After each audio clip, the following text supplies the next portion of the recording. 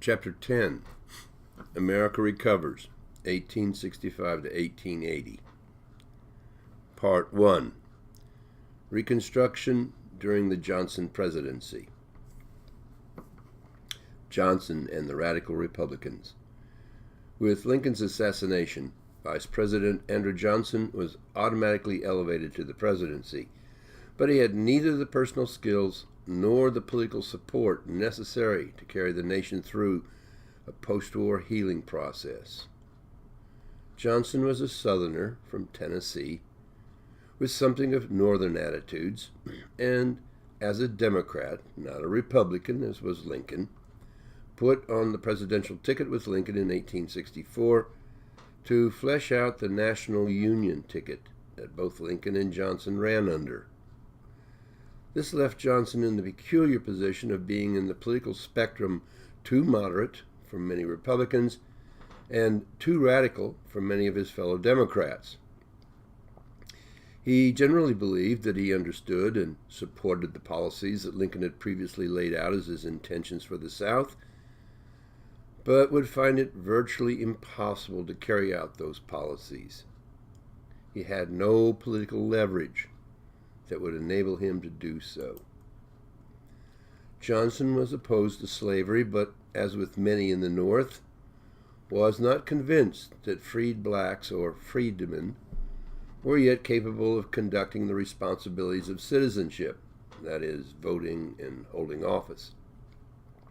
Thus, he was in no hurry to see the right to vote extended to the freedmen. Rather, he turned his attentions to the issue of reintegrating the Southerners back into the Union.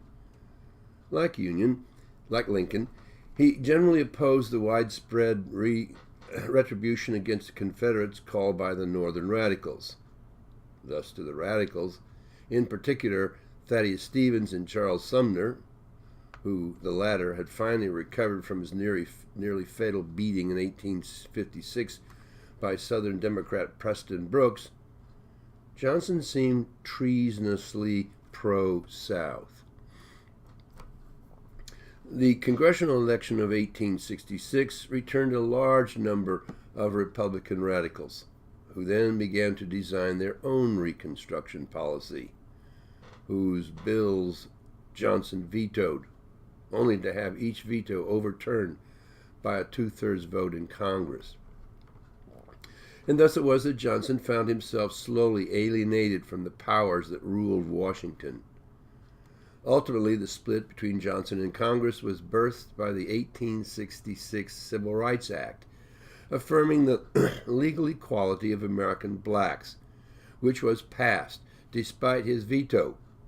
Johnson claimed that as per the 10th Amendment, only the states had the right to determine the legal status of its citizens. And seeing a challenge to the new law coming from the South, Congress then authored the 14th Amendment, reaffirming the intent of the Civil Rights Act, that is, full equality for all Americans, although exempting Indians and Confederate Army veterans. Johnson's opposition to the 14th Amendment merely served to build the strength of the radicals in the 1866 elections and point to his own political demise. Eventually, in early 1868, Johnson would be formally impeached by the House of Representatives on March the 2nd and placed on trial by the Senate for his unconstitutional behavior. Of the 11 charges brought against him, the primary charge concerned his removal of the radical Republican Edward Stanton as Secretary of War and replacement by the more moderate Ulysses S. Grant. This was in violation of the Tenure of Office Act passed in 1867, itself a highly questionable constitutional act that Congress enacted specifically to end Johnson's power to remove cabinet appointments, such as the specific case of Stanton, where considerable friction had been developing between Stanton and the president.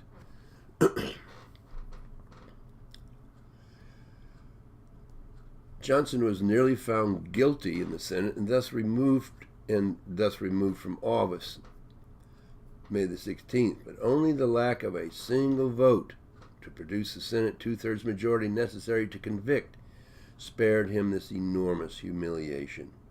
But in any case, after that, Johnson proved totally powerless over the remaining 2 years in office to control events developing in the country, both north and south. Reconstruction in the South.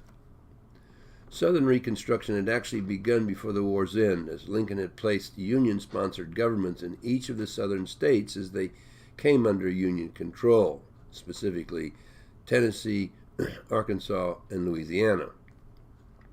Slaves had technically been freed as of Lincoln's Emancipation Proclamation coming into effect on January the 1st, 1863, but the economic reality of what newly freed slaves might do to feed and take care of themselves had created a huge amount of confusion. Many joined the ranks of the Union Army, thus fitting them into some kind of a place within the social scheme of things. That helped. But with war's end, the future of the freedmen was still in doubt. Radicals talked of giving each freedman some 40 acres and a mule to start out life with. Actually, this idea had been put into action by Sherman as he swept through the South, settling some 40,000 freedmen on South Carolina's Sea Islands. But that idea had never been put into some kind of specific political formula before Lincoln's assassination. Anyway, for most blacks who received no title to any land, the only alternative they had was to sign on with a white plantation owner, either as a tenant farmer or as a sharecropper, in which the plantation owners provided the land and the sharecroppers the labor. Actually, the majority of Southern sharecroppers were poor whites. Lacking property, the blacks soon would discover what poor Southern whites had long known, that they were unlikely to achieve the American dream, although in fact a small number were ultimately able to acquire land and a settled place in the Southern scheme of things. Indeed, the situation for the whites was often not much better than that facing the black freedmen after the war. Haggard soldiers and starving women and children scrounging through burned-out towns and farms, looking for food or anything else of value. And there was the question of what to do with those who had served in the Southern Rebellion as Confederate soldiers. Radicals were ready to have every Confederate officer imprisoned and many even executed. A number of Confederate families expecting the worst, or just monumentally angry over the war's outcomes, left the country, Mexico and Brazil being favored destinations. For his part, Lincoln had wanted the South reintegrated as quickly as possible and stood adamantly opposed to the vengeance sought by the radicals. But the South tragically had lost Lincoln's critical advocacy. Then when Johnson tried to follow Lincoln's program, but lacking Lincoln's political base, he ended up merely making his political standing in Washington all the worse. What Johnson decreed as the requirement for a Southern state's readmission to the Union was a minimum of 10% of that state's population to pledge allegiance to the United States. The radicals were hotly opposed to these easy terms. Even more, they were outraged that readmission to full status in the Union legally exempted the Southerners from having their land seized, something that the radicals eagerly sought as a means of redistributing Southern land to the benefit of propertyless blacks. Further, this meant that Southerners could elect their own state officials and send congressional representatives to Washington, many of whom were simply former political leaders and military officers of the Confederacy. The radicals were furious and refused to seat these Southern representatives in the House and Senate. Little by little, in subtle ways, traditional Southern culture began to reassert itself, and whatever plans the radicals had for reforming the South were to come to nothing.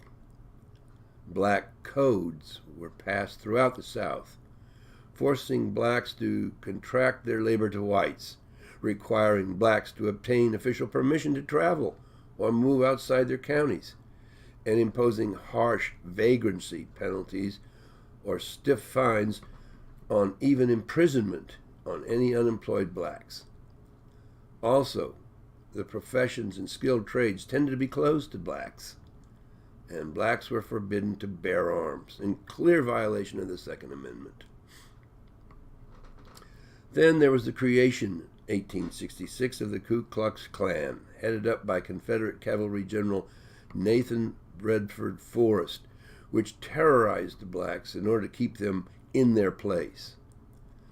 But the KKK could be just as hard on Southern whites, whom they interpreted as being too sympathetic to the blacks, burning crosses being left prominently at strategic spots by the KKK to remind the terrorized individuals as to who and what was in charge of Southern society. Black Reconstruction. Facing this recalcitrant Southern attitude were large numbers of Northern whites who descended on the South, many sent by the new Freedmen's Bureau to help blacks make the transition away from slavery. These carpetbaggers were disliked intensely by Southern whites, especially the poor whites, but they did help to bring some education to thousands of black children, although absenteeism among black students was very high and a serious problem in trying to bring black population into mainstream American culture. By the way, carpetbaggers was named for the type of luggage that they arrived with, large bags made of heavy cloth or even carpeting. These carpetbagger reformers were backed by an 1867 Military Reconstruction Act, which stripped the South of its governments set up under Johnson's liberal Reconstruction policies. The new law dismissed these state governments and divided the South into 5 military districts commanded by Union generals and enforced by a 60,000-strong Union Army positioned throughout the South. And the terms for readmission to the Union now required not 10%, but a full majority of the state citizens, which now included black voters. In fact, the tendency of white voters to boycott the new elections advanced considerably the black vote. As a result, the South saw its first black politicians, most universally members of Lincoln's Republican Party, take their place in the state's assemblies and even in the nation's Congress. None of this, however, served to bridge the ever-widening emotional gap between the Southern whites and blacks. But for the time being, as long as this military administration was kept in place in the South, there was little that Southern whites could do about the situation that they detested, including their anger directed at the North for its imperialistic behavior.